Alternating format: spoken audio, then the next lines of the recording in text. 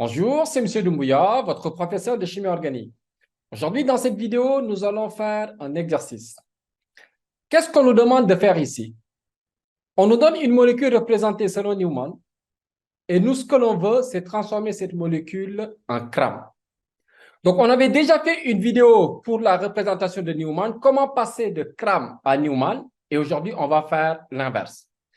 Mais pour cela, je vais d'abord vous rappeler donc, comment passer de CRAM à Newman. Après, on revient sur cette molécule. Regardez ici, on nous donne une molécule représentée selon CRAM. À gauche, donc on a CRAM, et à droite, on veut représenter la molécule selon Newman. Supposons, ici, j'ai un carbone A et là, le carbone B. Il nous faut un observateur. Donc, l'observateur doit se placer soit à gauche ou bien à droite. Si l'observateur est à gauche, il va regarder la liaison carbone A, carbone B. Mais par contre, s'il est à droite, il va regarder la liaison carbone B, carbone A. Maintenant, je vais commencer par la première représentation. Donc, l'observateur est à gauche. Dans cette position, l'observateur voit le carbone A, mais par contre, ne voit pas le carbone B. Donc, le carbone que l'observateur ne voit pas est représenté par un cercle. Donc, ici, en rouge, nous avons le carbone B. Et maintenant, le carbone A se trouve au centre du cercle. Maintenant, qu'est-ce que l'on va faire? Si l'observateur est à gauche, on regarde. Ici, j'ai une liaison dans le plan. Donc, une liaison en avant du plan et une liaison en arrière. Donc là, nous allons commencer par les liaisons qui sont en avant du plan. Non, pas en avant, mais dans le plan. Regardez ici, les liaisons qui sont dans le plan doivent être sur la verticale. Donc, qu'est-ce que l'on doit faire? Donc, je vois que CH2OH est sur la verticale, donc c'est-à-dire dans le plan, il faut qu'on soit sur la verticale. Et cette liaison est en bas. Donc, à partir du centre, donc c'est-à-dire le carbone A, je tire vers le bas. Donc là, j'ai CH2OH.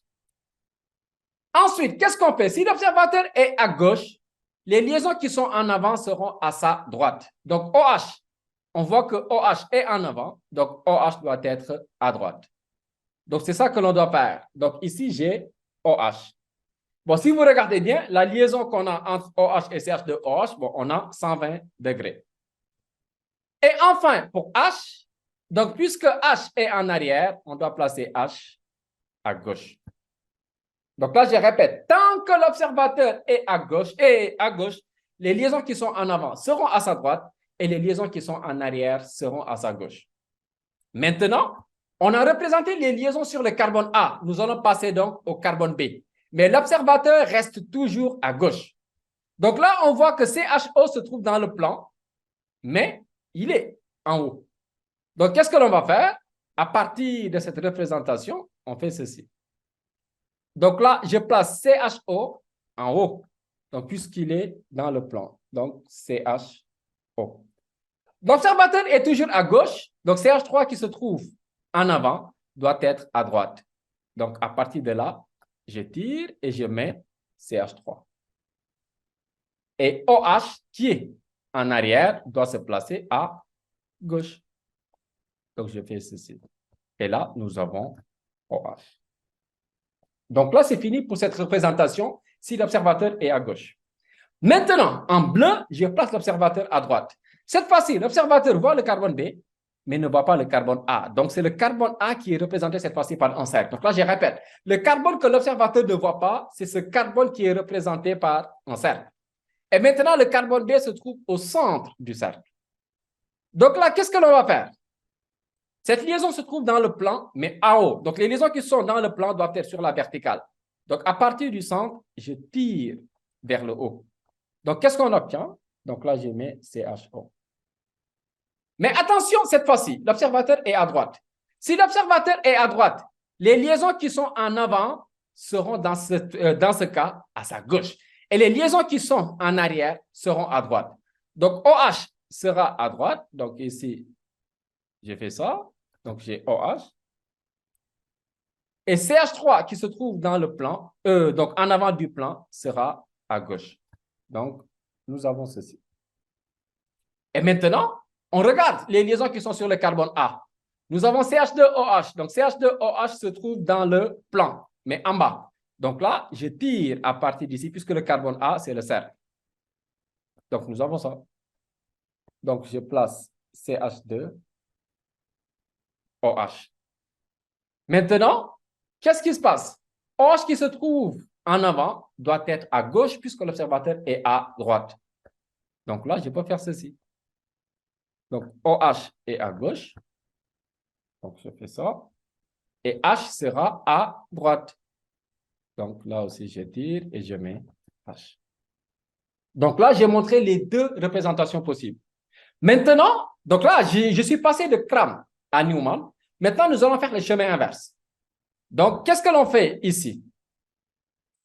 Je prends la première molécule. Donc, ce qu'il faut retenir, c'est que l'observateur se trouve derrière ce carbone. Là aussi, pareil, l'observateur se trouve derrière ce carbone. Donc, si l'observateur est derrière ce carbone, moi, je vais aussi montrer les deux cas possibles. Donc, je peux placer l'observateur à gauche, comme je peux placer l'observateur à droite. Par exemple, si l'observateur est à gauche, qu'est-ce qui va se passer? Donc, ici, le carbone de gauche est là. Donc, cette liaison se trouve donc, sur la verticale. Cela veut dire que cette liaison sera dans le plan. Donc là, je vais mettre la liaison dans le plan, mais en bas. Donc, je fais ceci. Et là, nous avons CH2OH. Donc, CH2OH.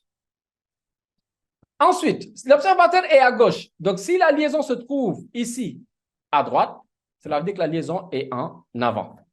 Donc, je fais ceci. OH est en avant et H qui se trouve à gauche sera en arrière. On fait pareil aussi pour la molécule qui est pour le carbone qui est à droite. Donc, je vois CHO donc, est dans le plan, donc sur la verticale, donc cela veut dire qu'il est dans le plan. Et en haut, pourquoi? Parce qu'ici, je le vois en haut. Donc, j'ai CHO. Maintenant, ce OH qui se trouve à droite, donc sera en avant. Donc, je place OH en avant. Mais par contre, le H qui se trouve en arrière sera ici. Ce qui est à gauche, donc sera en arrière.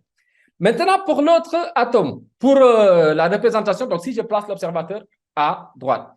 Cette fois-ci, l'observateur est à droite. Donc, qu'est-ce qui se passe? Cette liaison sera en bas. Donc, on aura ceci. Donc, je place CH2OH en bas.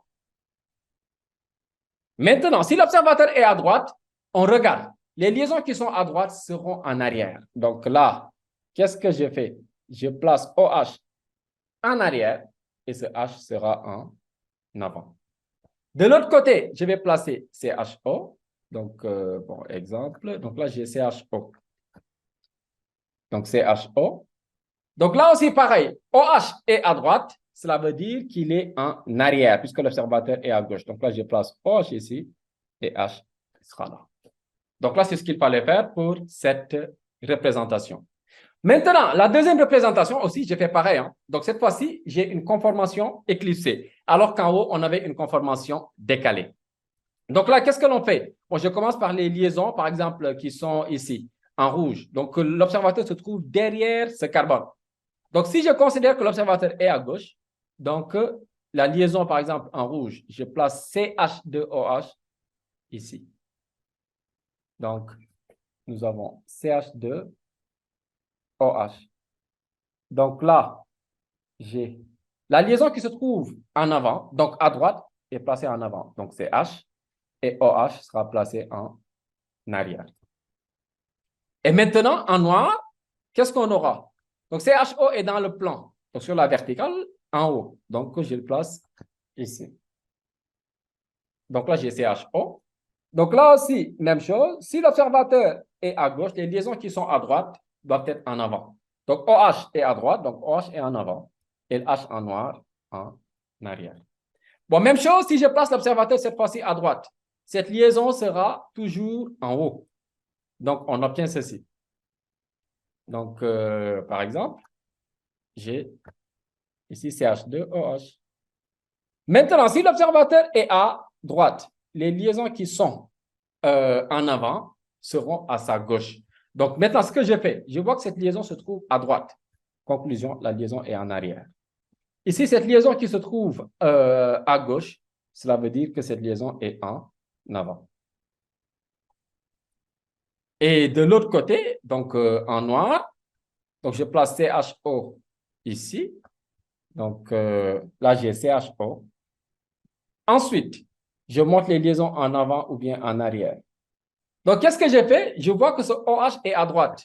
Donc, OH est placé à gauche. Et H qui se trouve ici à gauche, donc est placé en avant. Donc là, je répète, ce OH est en arrière et H est en avant. Donc là, c'est ce qu'il fallait faire pour passer de Newman à Crank.